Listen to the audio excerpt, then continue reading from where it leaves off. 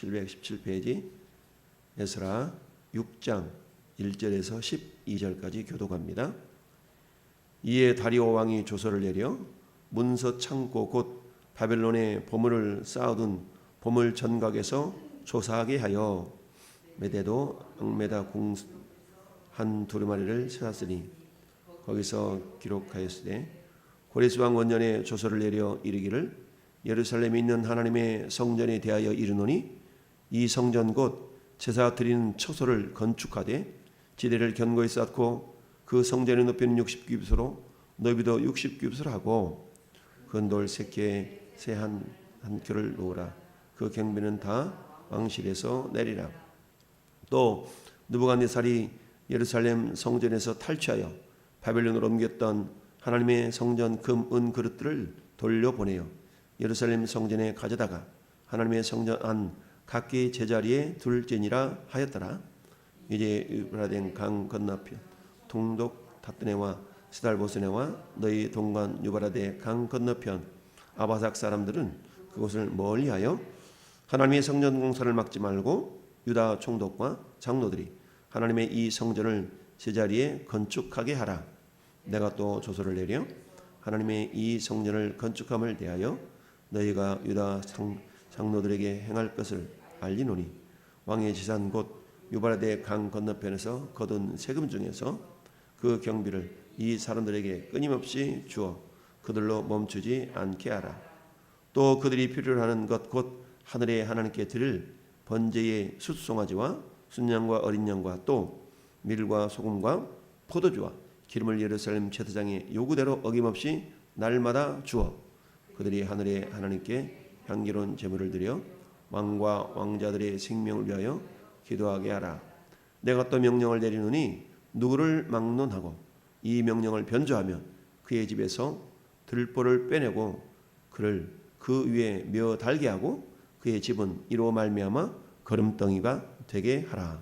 만일 왕들이나 백성이 이 명령을 변조하고 손을 들어 예루살렘 하나님의 성전을 할진대 그곳에 이름을 두신 하나님이 그들을 멸하시기를 원하노라. 나 다리오가 조서를 내려놓으니 신속히 행할지어다 하였더라. 아멘. 할렐루야. 고백합시다. 역전케 하시는 하나님. 역전의 명수. 우리가 야구는 9회 말, 투아웃, 말루 이런 얘기가 있죠. 어제도 오늘 두 팀이 야구를 우리나라 하더구만. 7회 초 보니까 1대 15 완전 이렇게 결과 어떻게 났는지 모르겠지만 잠깐 스치는 한 화면에 1대 15. 야, 근데 그럼에도 불구하고 이것을 역전시킨다면 그야말로 관중들, 시청자들은 엄청나게 또 기뻐할 수도 있겠고 또 시비가 엇갈리는 일들이겠지만 내 편이 이기면 좋겠고 남은 편이 이기면 또 속상하고 그럼에도 불구하고 역전이라는 것은 굉장한 흥미가 진진한 그런 일임에는 분명합니다. 특별히 우리 올림픽 때 양궁 선수들이 1점, 2점 차로 정말 역전하고 역전당하고 이런 일들 보면 어떨 때는 손에 막 땀을 쥐게 하기도 하고 이런 일들을 보게 됩니다. 그러나 가장 이 세상에서 역전의 명수라 할라치면 뭐니 해도 우리 하나님의 능력인 줄 믿습니다. 자, 고레스 왕의 칙령을 따라서 유대로 이스라엘 백성들이 다 돌아와서 성전을 건축하려고 할 때에 사마리아 땅에 살고 있었던 사람들의 방해로 말미암아서 결국 성전 공사가 16년 동안이나 멈춰졌었다라고 말씀드렸죠. 여러분 16년이라는 세월은 어찌 보면 굉장히 긴 세월이기도 하죠. 물론 포로 생활 70년에 비하면 16년은 짧은 세월이지만 그러나 시간이라는 것은 또 상대성이 있기 때문에 기껏해서 성전을 건축하려고 정말 마음 졸여 사모하는 마음을 가지고 왔는데 이게 중지당했다고 생각하면 그 세월이라는 것은 어찌 보면 더 긴 것처럼 느껴질 수가 있었죠. 그런데 그 방해 공작으로 멈춰진 그 기간 동안에 유대인들이 한 일이 뭐예요? 별 한 일이 없어요. 오히려 자기 집을 잘 가꾸고 이런 일을 집중적으로 했죠. 그 일을 하나님이 보실 때 그렇게 썩 기쁘게 보시지는 않으셨기 때문에 학개 선지자와 스가랴 선지자를 통하여서 때로는 책망의 메시지, 때로는 격려의 메시지, 위로의 메시지 이런 메시지를 전하면서 다시 성전 공사가 재개될 수 있도록 역사하신 거죠. 그 일에 있어서 하나님께서는 사람은 멈춰 서 있었지만 하나님은 여전히 일하고 계셨다. 하나님의 일은 멈춰지지 않는다라는 거죠. 오늘날에도 코로나 때문에 정말 수많은 교회들의 어려움이 있고 실질적으로 우리 성도들조차도 신앙생활에 그야말로 방해를 받아서 유야무야 되는 듯한 그런 모습으로 신앙생활을 하는 사람들이 얼마나 많습니까? 그러나 하나님은 여전히 그 가운데서도 일하고 계시고 하나님 나라 확장을 위하여서 지금도 일하고 계심을 믿습니다. 중요한 것은 그런 하나님의 이끄심과 역사하심 속에서 과연 누가 영적으로 깨어서 그 하나님의 일하심에 동역할 것인가, 이게 중요한 거죠. 왜냐하면 반드시 우리의 모든 선악간에 행한 대로 하나님 앞에 나타나 우리가 심판을 받는다라고 성경은 말씀하고 있기 때문입니다.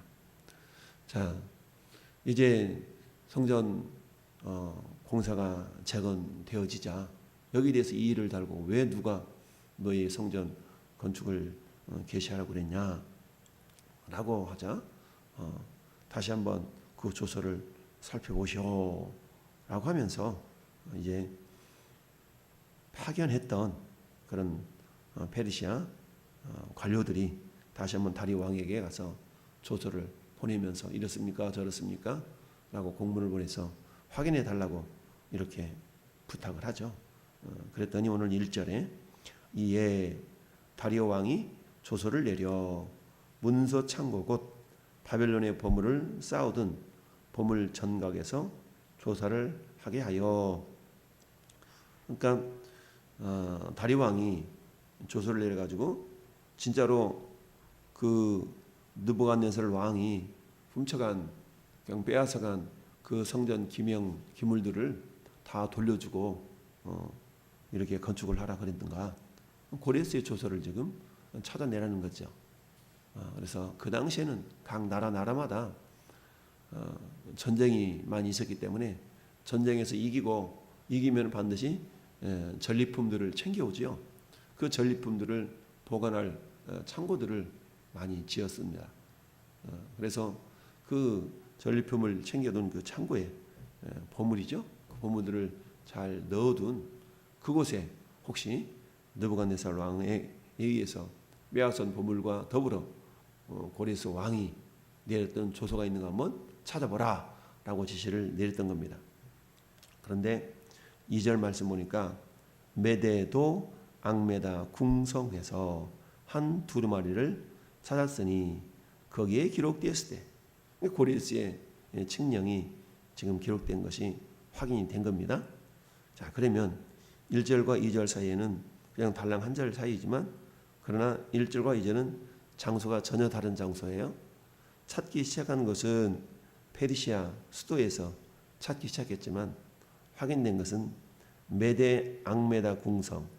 이 메데 앙메다 궁성은 여러분 바벨론이 어디에 멸망당했어요? 메데 파사. 메데 파사라는 것은 메데 나라와 페르시아 나라가 서로 한 나라가 됐다는 그런 의미거든요.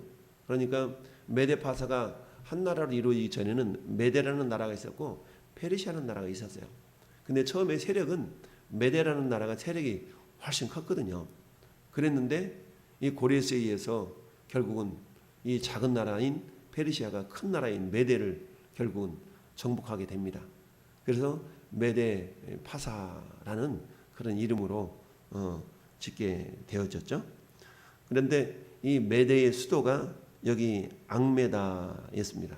앙메다의 궁성. 그러니까 이 앙메다 궁성이 있는데 이 메데 지역은 페르시아 그 지역보다는 좀 더 여름에 더 시원한 그런 지역이에요. 그러다 보니까 통일왕국 이후에 이 앙메다 궁성은 왕들의 여름 별장, 여름 휴양지가 됐던 겁니다. 그래서 고레스가 칙령을 내렸던 시기가 결국 언제인 것으로 알 수 있어요? 그때가 여름이었다. 왜냐하면 그 서류를 앙메다 궁성에서 찾았다는 것은 결국 고레스의 칙령이 여름에 내려졌다라는 것을 우리가 알 수가 있습니다.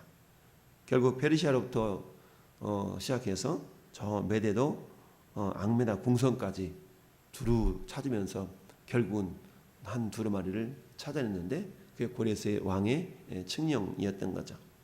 거기 보면은 그야말로 유다인들이 얘기했던 대로 그대로 내용이 기록되어 있는 것을 봅니다. 5절 말씀에 또 느부갓네살이 예루살렘 성전에 탈취하여 바벨론으로 옮겼던 하나님의 성전의 금은 그릇들을 돌려보내요. 예루살렘 성전에 가져다가 하나님의 성전 안 각기 제자리에 둘지니라 하였더라. 그리고는 또 다른 지시를 내리죠. 6절에 이제 유바레드 강 건너편 총독 답드네와 스달보스네와 너희 동관 유브라데 강 건너편 아바삭 사람들은 그곳을 멀리해라. 그것을 멀리하라는 얘기는 성전 공사가 재개되는 그 지역으로부터 관심을 끄라라는 얘기죠. 괜히 보고 이러쿵 저러쿵 그러지 말고 유대인들이 마음껏 성전 공사를 할 수 있도록 너희들이 비켜주라 이런 거죠. 그러면서 하나님의 성전 공사를 막지 말고 유다 총독이 누구예요? 스룹바벨이죠. 스룹바벨과 장로들이 하나님의 이 성전을 제자리에 건축하게 하라. 내가 또 조서를 내려서 하나님의 이 성전을 건축함에 대하여 너희가 유다 사람의 장로들에게 행할 것을 알리노니 왕의 재산 곧 유바라데 강 건너편에서 거둔 세금 중에서 그 경비를 이 사람들에게 끊임없이 주어서 그들로 멈추지 않게 하라. 그러니까 유다를 정복했기 때문에 그곳에서 나는 어떤 농수산물 이런 것들에 대해서 세금을 거둬서 결국 페르시아로 가져오게 하는 건데요. 그런데 그곳에서 거둔 세금의 일부를 성전 공사에 사용할 수 있도록 배려하라라고 지시까지를 내리게 됩니다. 그러면서 끝까지 멈추지 않게 해라. 그러면서 또 제사 드릴 때 필요한 소송아지, 순양, 어린 양, 밀, 소금, 포도주, 기름 이런 것들을 날마다 주어라. 그들의 하나님께 향기로운 제사를 드리도록 해라. 단 조건이 하나가 있는데 그것은 뭐예요? 왕과 왕자들의 생명을 위하여 기도하게 하라. 그러니까 하나님의 어떤 역사하심을 인정하고 있는 거죠. 기도하면 뭔가 하나님의 역사하심을 따라서 자기 왕궁이 자기 통치 세력이 좀 더 평안해질 것을 알았기 때문에 한마디로 말하면 중보 기도를 요청하고 있는 거죠. 중보 기도를. 내가 또 명령을 내리노니 누구를 막론하고 이 명령을 변조하면 그 집에서 들보를 빼내고 그를 그 위에 며 달게 하고 그의 집은 이로 말미암아 거름더미가 되게 하라. 엄청난 말씀이잖아요. 옛날에 왜 삼족을 멸하라 뭐 이런 것처럼 그만큼 피정복지에 대한 어떤 배려, 고려 이런 것들이 나타나고 있는 것은 결국 하나님의 역사하심이라는 겁니다. 어떻게 사람의 생각으로 이런 일이 있겠어요? 그럼 내가 손이 나지. 하나라도 더 거머쥐려고 하는 것이 인간의 본성인데 인간의 본능인데 그걸 다 내려놓고 정복지에 대해서 그런 고려와 배려를 베푼다는 것 자체가 결국 하나님의 역사하심이 없다면 이루어질 수 없는 그런 일들이다라는 이야기입니다. 결국 하나님은 오늘도 이처럼 이방인들의 손길을 통해서라도 하나님의 일을 이루어 간다라는 것을 우리는 알 수가 있습니다. 이처럼 하나님은 역전의 명수시다. 여러분 성경에서 최고의 역전은 뭡니까?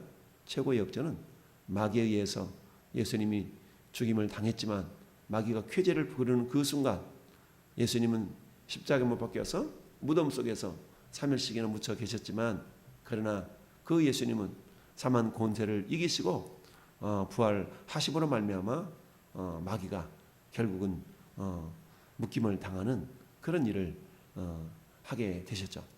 이게 우주의 최대의 역전의 모습이다라는 것을 우리는 성경을 통해서 알 수가 있습니다.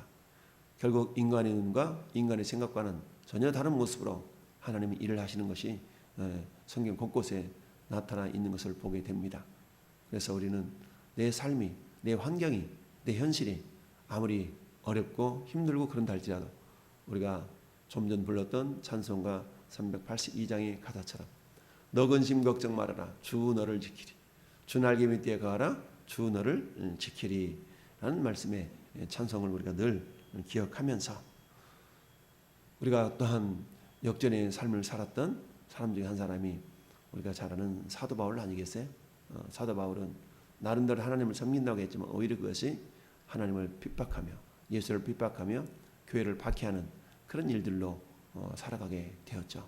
그러나 하나님은 그러한 사도 바울을 이방인들과 유대인들과 그리고 자기 백성들을 향한 그런 그릇으로 하나님께 택하셔서 사용하셨던 걸 보게 됩니다. 그렇다고 해서 사도 바울이 건강이 썩 좋았거나 그러지도 않았던 것 같아요. 성경에 보면 사도 바울은 굉장히 연약했고 때로는 막 넘어져서 그 사역이 멈춰지기도 하고 이런 순간들이 많았거든요. 그럼에도 불구하고 사도 바울은 고린도후서 6장 9절 10절에서 이렇게 말씀하고 있습니다. 무명한 자 같으나 유명한 자요 죽은 자 같으나 보라 우리가 살아있고 징계를 받은 자 같으나 죽임을 당하지 아니하고 근심하는 자 같으나 항상 기뻐하고 가난한 자 같으나 많은 사람을 부유하게 하고 아무것도 없는 자 같으나 모든 것을 가진 자로다 라고. 그러니까 세상 관점에서 볼 때는 아무것도 아닌 것 같고 아무것도 없는 것 같은데 하나님은 그런 자를 통해서 하나님 놀라운 역사를 이루어 가신다라는 얘기입니다. 그래서 곧 약할 때 강함이라 라는 믿음의 고백을 한 걸 보게 됩니다. 우리는 뭔가 주님의 일을 해야 된다고 그러면 내가 뭔가 막 많이 가져야 되고 뭔가 막 그래야 되는 걸로 생각하지만 주님은 그렇지 않죠. 결국 겸손하게 하나님을 경외하고 순종하는 자들을 통해서 하나님의 위대한 역사를 이루어 가시는 것을 보게 됩니다. 성경에 수많은 이름들이 기록되어 있어요. 그 이름들은 우리가 일일이 도대체 이 사람 누구야? 라고 기억하지도 못하는 이름들이지만 그는 하나님 그 사람 한 사람 한 사람들을 통해서 하나님의 놀라운 구원의 역사를 이루어 가시는 것을 보게 됩니다. 오늘 하나님이 다리 왕을 통해서 그동안 멈춰졌던 그런 성전 건축을 재개할 수 있도록 역사하신 건 역시 마찬가지죠. 이걸 방해했던 그 사마리아 지역에 살고 있던 사람들은 쾌재를 불렀을 겁니다. 그렇지, 그래, 우리 마음대로 잘 되고 있어. 그러나 하나님 다시금 역전의 명수로서 이들의 생각을 물리치시고 다시 한번 성전이 공사가 재개될 수 있도록 역사하신 것을 보게 됩니다. 사람 멈춰서 포기하고 있을지라도 하나님 여전히 일하고 계시잖아요. 남들은 지쳐 앉아 있을지라도 당신만은 힘을 내세요. 할렐루야. 왜요? 하나님 일하고 계시기 때문에. 일하고 계시는 거 하나님을 믿고 함께 일어나 오늘 한 날도 그 주님의 손길을 우리가 부여잡고 현실 상황, 문제, 여건 이 모든 것들 다 이겨내고 주님의 선한 사역에 귀하게 쓰임받은 동역자들로 살아갈 수 있기를 예수님의 이름으로 축원을 드립니다. 아멘. 거룩하신 아버지 하나님, 이 아침도 우리를 말씀 앞으로 인도하여 주셔서 하나님 역전의 명수이신 주님의 뜻을 분별할 수 있도록 도우신 것 감사합니다. 오늘날에도 어찌 보면 코로나라는 복병으로 말미암아서 하나님의 나라가 하나님의 일이 멈춰져 있는 것 같지만 그러나 그럼에도 불구하고 여전히 하나님은 쉬지 아니하시고 졸지도 아니하시고 주무시지도 아니하시는 가운데 하나님의 역사를 이루어 가신다라고 성경은 말씀하고 있습니다. 아버지 하나님, 그러나 과연 그 하나님의 일은 사람을 통하여 이루어지기에 오늘도 하나님은 믿음의 눈을 들어 믿음의 눈을 열어서 누가 나의 거룩한 사역에 믿음으로 동역하며 동참할 것인가 라고 초대하는 이때에 주님 내가 여기 있나이다 나를 사용하소서. 하나님 이사야 선지자의 고백처럼 오늘도 주님 우리를 들어 사용해 주시고 하나님의 영광의 통로로 쓰임받도록 인도하여 주옵소서. 감사합니다. 예수님의 이름으로 축복하며 기도드리옵나이다. 아멘.